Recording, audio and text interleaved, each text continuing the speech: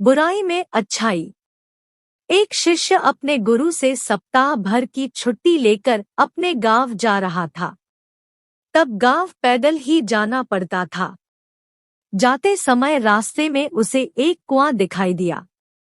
शिष्य प्यासा था, इसलिए उसने कुएं से पानी निकाला और अपना गला तर किया। शिष्य को अद्भुत तृप्ति मिली, क्योंकि कुएं का जल बेहद मीठा और ठंडा था।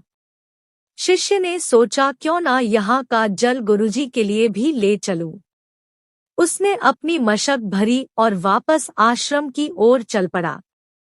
वह आश्रम पहुंचा और गुरुजी को सारी बात बताई।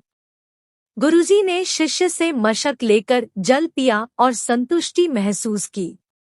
उन्होंने शिष्य से कहा, वाकई जल तो गंगाजल के समान है। शिष्य को खुशी हुई।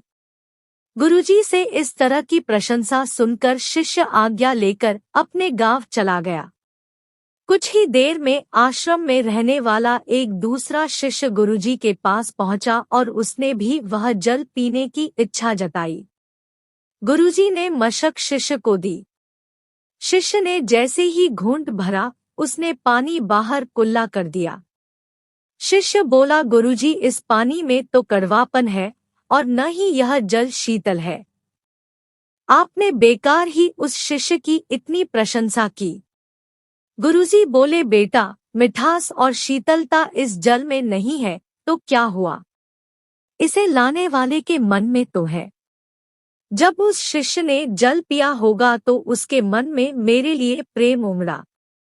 यही बात महत्वपूर्ण है। मुझे भी इस मशक का जल तुम्हारी तरह ठीक नहीं लगा, पर मैं यह कहकर उसका मन दुखी करना नहीं चाहता था।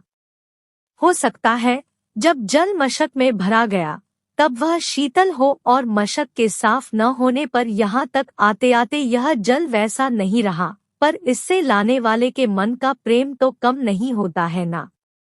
कहानी की सीख, दूसरों के मन को दुखी करने वाली बातों को टाला जा सकता है और हर बुराई में अच्छाई खोजी जा सकती है।